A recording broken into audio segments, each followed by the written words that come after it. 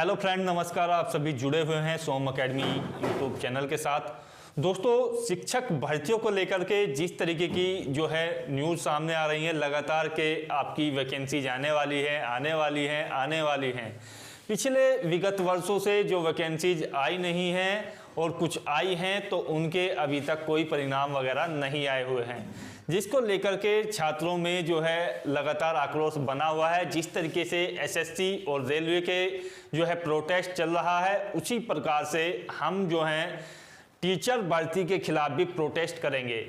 आशा करता हूं कि मुहिम में आप लोग हमारे साथ होंगे। जो भी लोग बीएड, बीटीसी या कोई टीचिंग कोर्स किए हुए हैं, रोजगार की तलाश में हैं, उन लोगों के लिए मैं क्लियर कर दूं, जिस तरीके का डाटा मिला है हमें, उसमें आपकी प्राइमरी टीचर्स की जो वैकेंसीज हैं वो लगभग 1,62,000 पद रिक्त हैं। यहाँ पर बात की जाए आपकी जूनियर टीचर की, लगभग 61,000 से अधिक पदों पर जो है नियुक्तियाँ अभी की जा सकती है फिलहाल की कंडीशन में। और ये जो मैं डाटा आपको दिखा रहा हूँ, ये डाटा है यूपी का।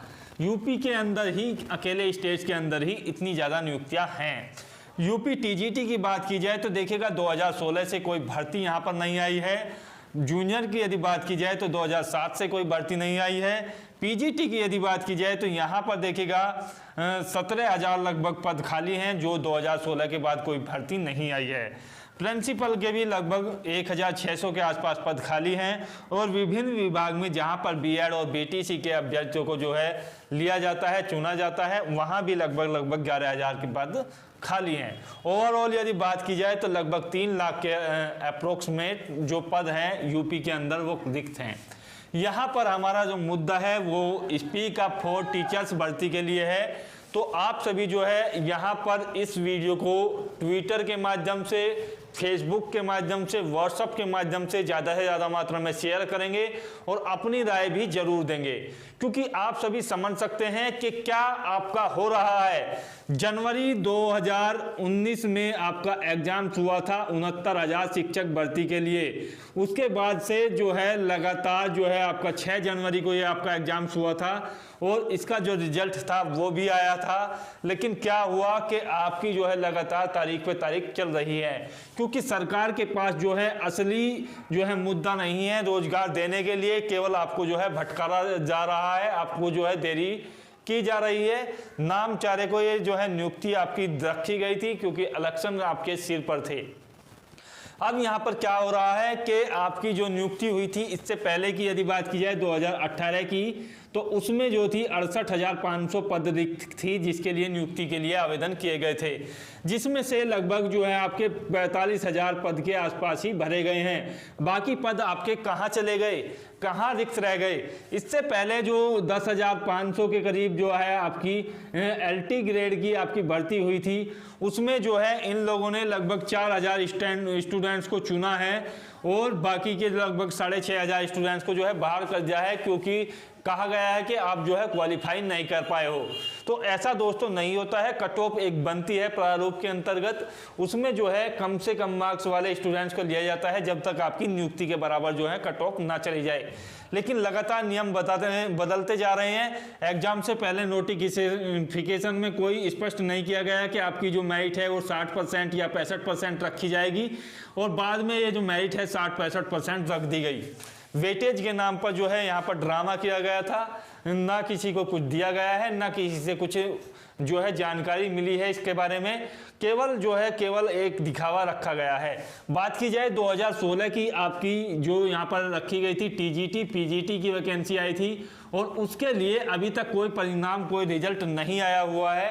केवल क्या है, कभी इंटरव्यू के लिए चल जाते हैं, कभी कहा जाता है कि आपके इंटरव्यू इस महीने में होंगे, आपके इंटरव्यू उस महीने में होंगे, लेकिन कोई रिजल्ट अभी तक नहीं आया है। बात की जाए 2011 की पीजीटी, टीजीटी की भर्ती के बारे में, तो यहाँ पर भी अभी ये भर्ती भी लटकी हुई है। तो आप समझ सकते हैं लगभग 10 साल आपके होने वाले हैं और आपको जो है कोई सलूशन नहीं मिला है। तो कहाँ तक इंतजार करेगा विद्यार्थी? आप सभी समझ सकते हैं कि बार बार ये होता है कि आपका यूपी टेट है या आपका सी टेट है या आपका किसी अदर स्टेट का टेस्ट है, तो विद्यार्थी इसको भरते रहते हैं। बार बार 1,400 से 1,500 रुपये आपकी जो है फीस ली जाती है।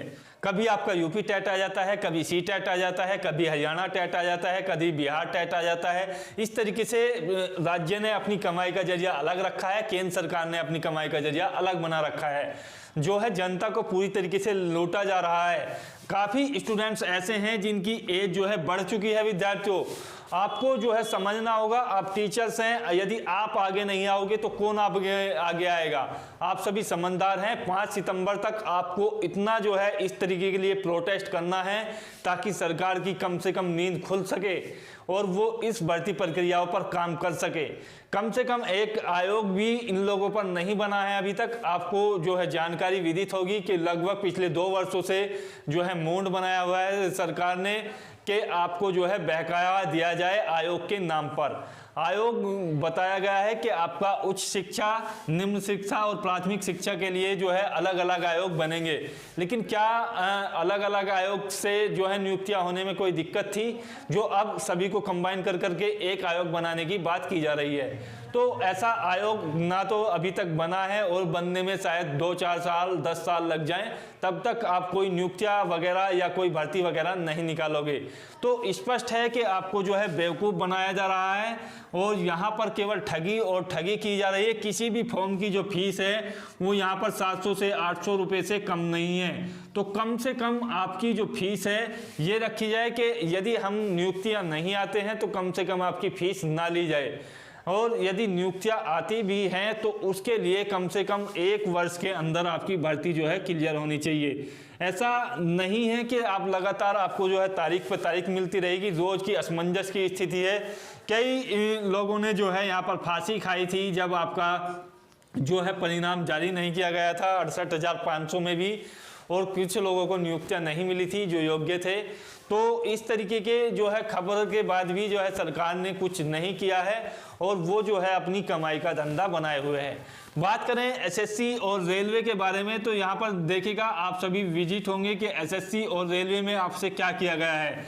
यहाँ से 2 से 3 करोड़ के आवेदन जो है प्रत्येक विभाग में प्रत्येक वर्ष होते हैं और उनसे जो है 500 रुपये के हिसाब से जो है इतनी ज़्यादा फीस ली गई है, कई हज़ार करोड़ रुपया जो है उन लोगों ने रख लिया है और कहा जाता है कि आपका जो 400 रुपया है वो रिफंड हो जाएगा।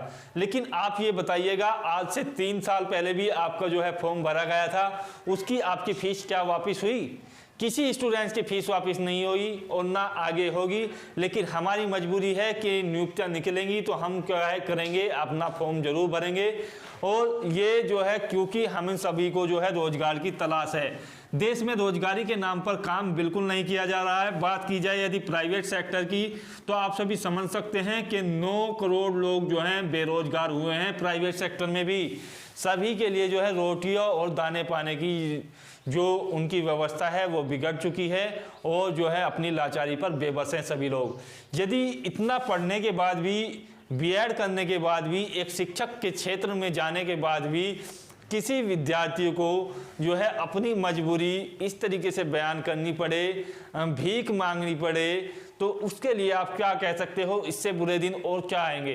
कहा जाता है अच्छे दिन आएंगे, कहाँ आए हैं अच्छे दिन? आपने भी देखा होगा पिछले विगत वर्षों से क्या चल रहा है सरकार के अंदर।